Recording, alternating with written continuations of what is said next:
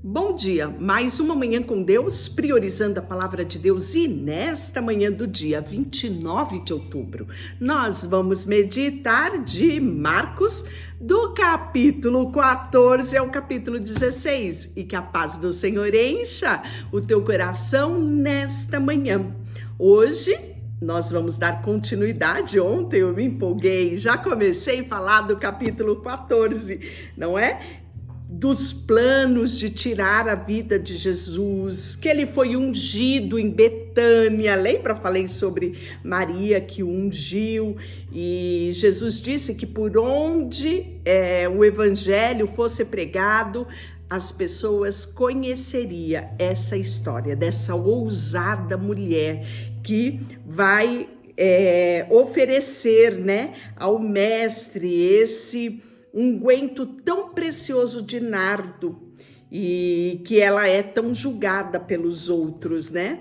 E aí nós vamos ver o pacto de traição de Judas para com Jesus, né? Entregando Jesus ali, fazendo pacto junto àqueles que queriam, na verdade, prender Jesus e meteram dinheiro no meio disto, né? E os discípulos, enfim, vão preparar a Páscoa, porque, como nós falamos ontem, era época já. E a Páscoa é uma das principais festas judaicas. Isso mesmo, foi instituída por Deus lá em Êxodo capítulo 12 e era comemorada por estatuto perpétuo. Então, os discípulos vão fazer esta preparação num local aonde é um cenáculo. E nós vamos ver que o traidor é indicado nesse momento onde eles se assentam à mesa e aquele clima de desconfiança de quem seria, enfim, esse traidor, pairou sobre os 12 discípulos. A ceia, Pedro vai ser avisado de que ele vai trair Jesus, mesmo ele não acreditando. Jesus diz isso. Jesus vai para o Getsêmani e os discípulos não dão conta de estar com ele nesse momento, pois dormem.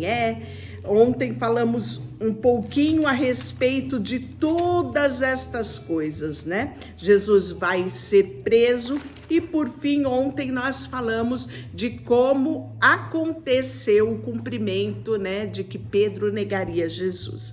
E aí paramos justamente no início do capítulo 15, que é Jesus perante Pilatos. Então, logo pela manhã, entraram o conselho, os principais sacerdotes com os anciões, escribas, todo o sinédrio, e amarrando a Jesus, levaram e o entregaram a Pilatos, né? Então Jesus primeiramente passou ali por um julgamento judeu, vamos assim dizer, que resultou de uma acusação, de uma blasfema em relação à questão do templo, né? E nós vamos ver que cabia, no caso, a levar à presença de Pilatos, em seguida a Herodes, né? Depois a Pilatos novamente, quem recebeu essa acusação, dos principais dos sacerdotes. Então Jesus, porém, não respondendo uma palavra, a ponto de Pilatos muito se admirar. Ora, por ocasião das festas, era costume soltar ao povo um dos presos, qualquer que lhes pedisse, e havia um chamado Barrabás, preso com amotinadores, os quais em um tumulto havia cometido homicídio. Então Barrabás já tinha uma extensa ficha criminal, já era conhecido ali, né? E vindo a multidão, começou a pedir que fizesse como de costume, soltar um preso. E pensou Pilatos, devem pedir para soltar Jesus, mas para a admiração de Pilatos, eles pediram para que soltasse, né, o Barrabás. Olha só como foi surpresa para Pilatos. Pilatos lhe respondeu dizendo: quereis que eu vos solte o rei dos judeus? Pois ele bem percebia que por inveja os principais sacerdotes lhe havia entregado. Mas eles incitaram excitaram a multidão, no sentido de lhe soltarem, de preferência, Barrabás. Exatamente, né? E aí ele fala, né? E o que eu vou fazer desse aqui chamado Rei dos Judeus? Eles, porém, clamaram, gritaram, crucificai. Mas Pilato lhe disse que mal fez este, e eles gritavam cada vez mais alto, crucificai-o, né? E aí, então, os soldados vão levar para dentro do palácio, e o pretórito reuniu todo o destacamento, vestiram-se de púrpura e, tecendo uma coroa de espinho, lhe puseram à cabeça e saudavam a ele, dizendo: salve o Rei dos Judeus.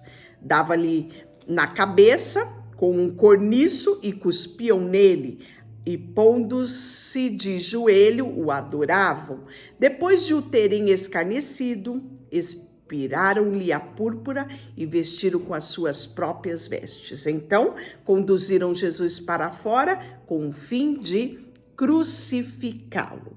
E aí Simão vai ser obrigado, não foi de livre e espontânea vontade, obrigaram Simão Cirineu, que passava, né, vindo do campo do seu pai, de Alexandre e Rufo, e entregaram-lhe a cruz. Então Jesus aqui estava debilitado já havia apanhado, sofrido escarnecimento e precisava alguém para ajudá-lo nessa trajetória do Gólgota para carregar a cruz. E obrigaram esse Simão Cirineu a fazer isso.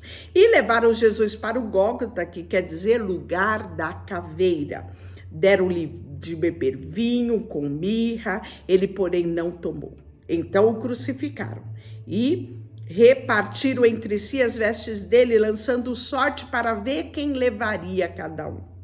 Era a hora terceira quando o crucificaram. E por cima estava a epígrafe com a acusação: Rei dos Judeus. Com eles crucificaram 2 ladrões, uma à direita e outra à esquerda, para se cumprir as Escrituras. É o que foi profetizado por Isaías no capítulo 53, versículo 12. E cumpriu as Escrituras naquilo que diz: com malfeitores foi contado. E os que iam passando blasfemavam dele, meneando a cabeça, dizendo: tu que destrói o santuário e em 3 dias reedifica?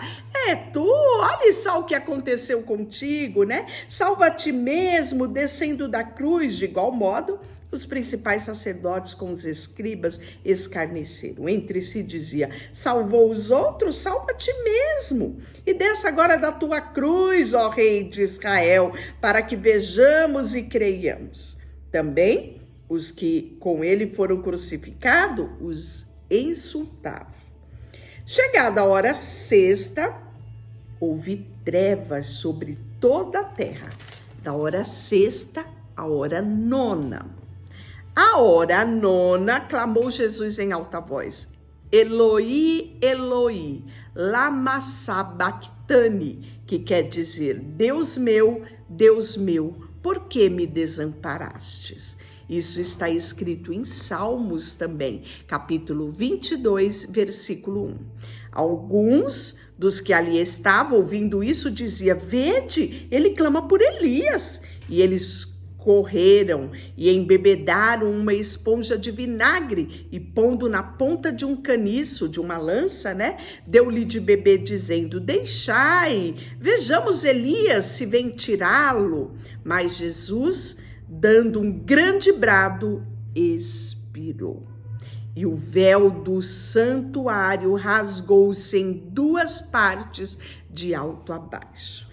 Para você saber melhor o que era esse véu do santuário, lê lá, Êxodo 26, do 31 ao 33. O santuário, o centurião que estava em frente dele, vendo que assim expirava, diz: verdadeiramente, este homem era o Filho de Deus. Porque a morte de cruz é uma morte que a pessoa, ela morre lentamente por asfixia, né? Ela não consegue respirar.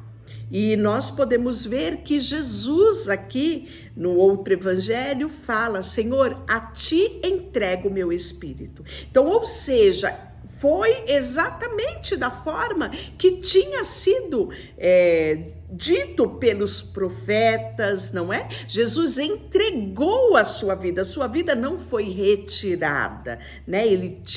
Deus, ele é todo poderoso e ele tinha o controle, mesmo em meio à crucificação de todas as coisas. E ali nós vamos ver que somente nesse momento, né, em outros evangelhos nós podemos ver que tudo ficou, né, escureceu-se, trovões, relâmpagos, então houve, né, uma manifestação da natureza sobre esse momento que foi a entrega de Jesus, o momento que ele entrega a sua alma, o momento da morte de Jesus. Então isso causou um grande espanto em todos que estavam ali vislumbrando aquele cenário. E aí nós vamos ver que estavam também ali algumas mulheres observando de longe, entre elas Maria Madalena, Maria, mãe de Tiago, o menor, e o de José e Salomé, os quais, quando Jesus estava na Galileia, o acompanhava e o servia. E além desta, muitas outras que haviam subido com ele para Jerusalém. Lucas vai trazer maior detalhes a respeito dessas mulheres lá no capítulo 8, porque Lucas nos fala que as mulheres eram uma das principais mantenedoras do ministério de Jesus. E aí, o sepultamento dele, ao cair da tarde, por ser o dia da preparação, isto é, a véspera do sábado, então, a sexta-feira, né? Vindo José de Arimateia, ilustre membro do Sinédrio, que também esperava o reino de Deus, ou seja, José de Arimateia tinha conhecido Jesus, né? E conheceu o evangelho. Então ele vai se dirigir resolutamente a Pilatos e vai pedir a guarda do corpo de Jesus. Pilatos vai se admirar de que ele tivesse já morrido, porque não era costume alguém colocado na cruz morrer de uma forma tão rápida, né? E aí nós vamos ver que ele, tendo chamado o centurião, perguntou se ele havia morrido mesmo, né? E após certificar dessa informação do comandante, cedeu o corpo a José. E este, baixando o corpo da cruz, envolveu no lençol que comprara e depositou em um túmulo que tinha aberto numa rocha, rolou a pedra para a entrada do túmulo. E Maria Madalena, mãe de José, observava onde ele foi posto. Capítulo 16, tudo acontece. Ressurreição de Jesus, isso mesmo. Por que eu digo que tudo acontece? Porque é o último capítulo do livro de Marcos. Aqui nós vemos a ressurreição, Jesus aparecendo para Maria Madalena, Jesus aparecendo para os 2 discípulos, né? E a ordem para a evangelização e, por fim, a ascensão de Jesus. Tudo isso aqui no capítulo 16. Passando o sábado, Maria Madalena, Maria, a mãe de Tiago, e Salomé compraram aromas para ir embalsamá-lo. E muito cedo, no primeiro dia da semana, que é o domingo, ao despontar do sol, elas foram ao túmulo. Preste bem atenção nisso. Todas as vezes que Jesus falou a respeito da morte dele, ele falou da ressurreição. Mas parece-me que elas esqueceram disso e foram ao sepulcro embalsamá-lo.